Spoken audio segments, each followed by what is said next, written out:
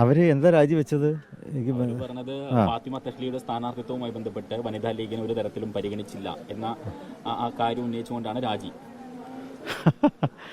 നൂർബിന റഷീദ് അത് പറയാൻ പാടില്ല, കാരണം അവരെ തന്നെ പാർട്ടി പരിഗണിച്ചിട്ടുണ്ട്. കഴിഞ്ഞ തവണ ഇലക്ഷനിൽ നൂർബിന റഷീദിനെ മത്സരിക്കാൻ വേണ്ടി കോഴിക്കോട് തന്നെ മുനീർ സാഹിബൊക്കെ ജയിച്ച ആ മണ്ഡലത്തിൽ തന്നെയാണ്.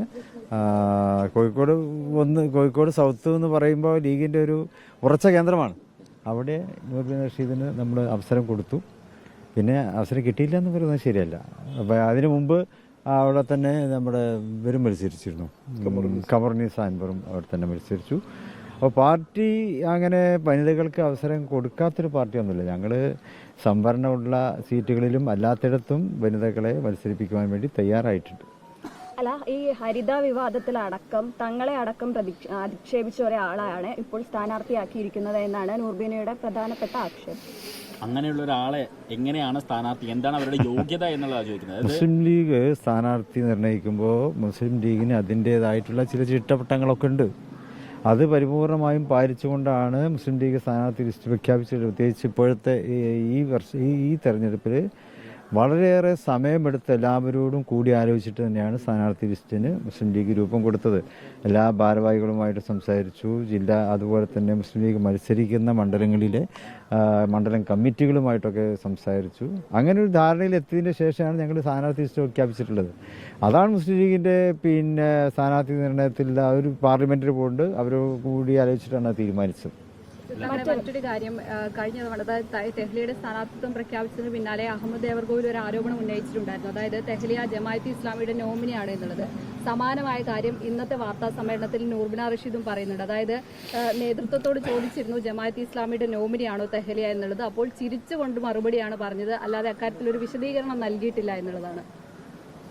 അവർ മുസ്ലിം ലീഗുകാരിയാണ്. ഫാത്തിമ തഹ്ലിയ ഇന്ത്യൻ യൂണിയൻ മുസ്ലിം ലീഗിൻ്റെ അംഗത്വം എടുത്തിട്ടുള്ള, ഇപ്പോൾ വനിതാ ലീഗിലും അതുപോലെ തന്നെ MSF പ്രവർത്തിച്ചിട്ടുള്ളവരാണ്, ഹരിതയിൽ പ്രവർത്തിച്ചിട്ടുള്ളവരാണ്. ഇന്ത്യൻ യൂണിയൻ മുസ്ലിം ലീഗിൻ്റെ പ്രതിനിധിയാണ് അവർ. മറ്റൊരു സംഘടനയുടെ പ്രതിനിധിയൊന്നുമില്ല, മുസ്ലിം ലീഗിൻ്റെ പ്രതിനിധി എന്നുള്ള നിലക്ക് തന്നെയാണ് അവരെ സ്ഥാനാർത്ഥി നിർണയത്തിൽ അവർ ഉൾപ്പെടുത്തിയത്. വനിതാ ലീഗിലെ അംഗമല്ല എന്നാണ് പറയുന്നത്. ഓരോ വാക്കിനും എനിക്ക് മറുപടി അറിയാൻ പറ്റില്ല. നൂർബീനയ്ക്കെതിരെ എന്തെങ്കിലും നടപടി ഉണ്ടാവുമോ? അവർ അഖിലേന്ത്യാ വനിതാ ലീഗിൻ്റെ ജനറൽ സെക്രട്ടറിയാണ്. അത് അഖിലേന്ത്യാ കമ്മിറ്റിയാണ് ആ കാര്യത്തിന് എന്താ ചെയ്യേണ്ടത് അവർ തീരുമാനിക്കും. ഒറ്റ കാര്യം കൂടി, അതായത് ഈ PK കുഞ്ഞാലിക്കുട്ടി ഈ തഹ്ലിയെ സ്ഥാനാർത്ഥിയാക്കില്ല എന്നുള്ളത് വനിതാ ലീഗിന് ഉറപ്പ് നൽകിയിരുന്നു എന്നുള്ളതാണ് ഇപ്പം നൂർബിന ഇന്ന് ഉന്നയിച്ച മറ്റൊരു പ്രധാനപ്പെട്ട ആരോപണം. ഞാൻ പറഞ്ഞില്ല, ഈ നൂർബിന പറഞ്ഞ ഓരോ കാര്യത്തിനും ഞാൻ മറുപടി പറയാൻ ബാധ്യസ്ഥനല്ല. അല്ല, താങ്കളൊരു കാര്യം കൂടി, വനിതാ ലീഗിന് എന്തുകൊണ്ടാണ് ഇത്തരത്തിലൊരു പരിഗണന കൊടുക്കാതിരുന്നത് ഈ തെരഞ്ഞെടുപ്പിൽ? വനിതാ ലീഗ് കൊടുത്തിട്ടുണ്ടല്ലോ, 2 സ്ഥാനാർത്ഥികൾ വനിതാ ലീഗിനുണ്ട്. പിന്നെ ഇവിടെ കൊടുക്കാത്തില്ല. ഞാൻ പലപ്പോഴും പറയാറുണ്ട്, പുരുഷന്മാരൊക്കെ പുരുഷ ലീഗുകാരും ലീഗിലുള്ള വനിതാ ലീഗുകാരുമാണ്. അത് അത്രേ ഉള്ളൂ.